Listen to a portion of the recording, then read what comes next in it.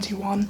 It's that I need to finally stop my all or nothing approach and start with an easing in approach. Usually when I say I want to do or achieve something, I will do anything I think is required and I just go in, all in. And unfortunately, due to my nice collection of autoimmune diseases, this usually ends up backfiring hard. I want to become more fit? Good. I'll start off with cycling for 30 to 60 minutes every day, no rest, or maybe just one rest day, but all the other days I will do it. I will power through for 2 weeks, and then after those 2 weeks, I will be able to barely do anything for 4 months.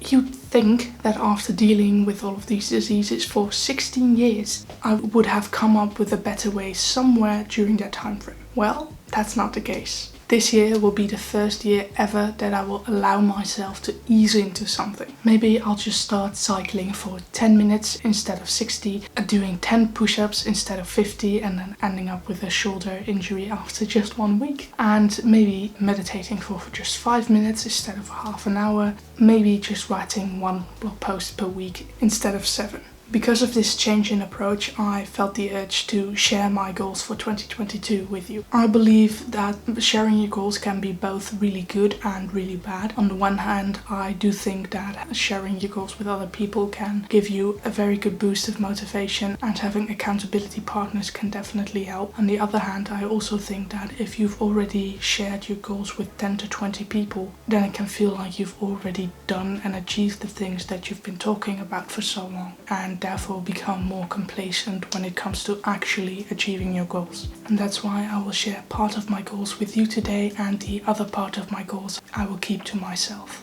With all of that being said, let's get into my 2022 goals.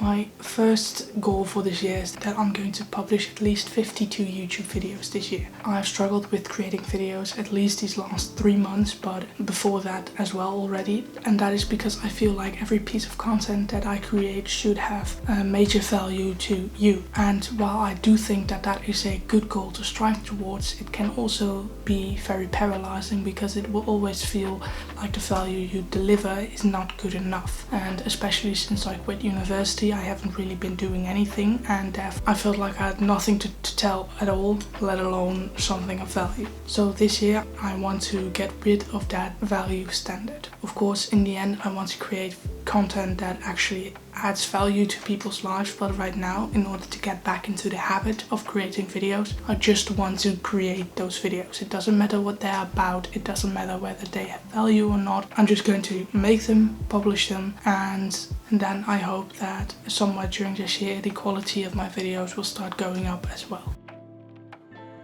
My next goal is also related to content creating, and that is that I want to publish at least 1 blog post every week on my website maximizinglife.com. Writing is another habit that I want to get back into, and as I said in the intro, I want to slowly start building up that habit of writing again. 1 a week is fine. If I can write more blog posts during a week, then I will publish more, but in the end the goal is to write just 1 blog post. And again, it doesn't matter whether the value is very high or very low, just write something, publish something, and then the quality will follow.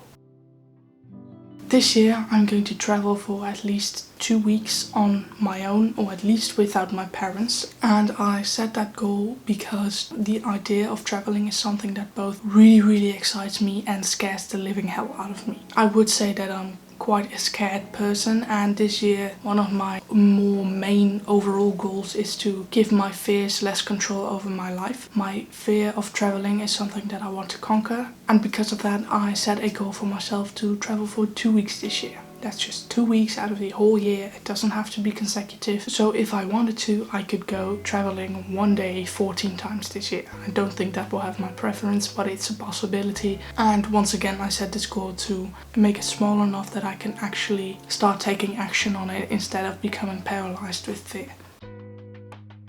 Another thing that I'm going to do this year is that I'm going to find a job, and that is more like a goal for this month, or the next month at the latest, but I really want to find a job because I do have bills to pay. Even though I live at home, I still have to pay health insurance and all that kind of stuff. And right now I've paid those from my savings account that I built up when I did have a job. But yeah, just seeing that savings account dwindling is not something that I particularly enjoy. So now that I have both the time and the energy and the physical capacity to work, that is something that I really want to do. In addition to that, I really feel the need to add back some structure in my life, and having a job is pretty much perfect for that, because if you need to be at your job at 9 a.m. or 3 p.m, it doesn't matter, but at least you need to be there at that time. So therefore you automatically get back more structure in your day, and I do really think that that's going to help me with both my physical and mental health. One other benefit of having a job is that you're basically forced to see people,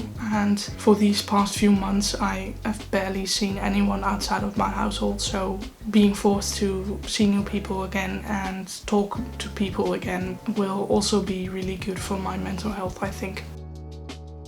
My last goal also has to do with meeting more people, and that is just to simply meet more with my friends. I love meeting with my friends, but it's something that I rarely do, and I don't really know why that is. It's something that I've never really done, and I want to change that. So my goal is to meet with a friend at least once every 2 weeks, and that might not sound like a lot, but that's already a pretty big increase from where I'm at now. And of course, once again, I'm totally free to do it more often than that, but once every 2 weeks is the minimum. And yeah, again, I do think that that will really help with my mental health, and also with the adding structure to my day. It's something that will get me out of the house a little bit more often. So yeah, that was basically this video. I hope it was valuable to you, even though that isn't my goal for this video. Well, is that true? Well, it's still my goal, but it's not what I'm striving towards for this video. If you liked it, please give it a like, and I hope to see you in next week's video.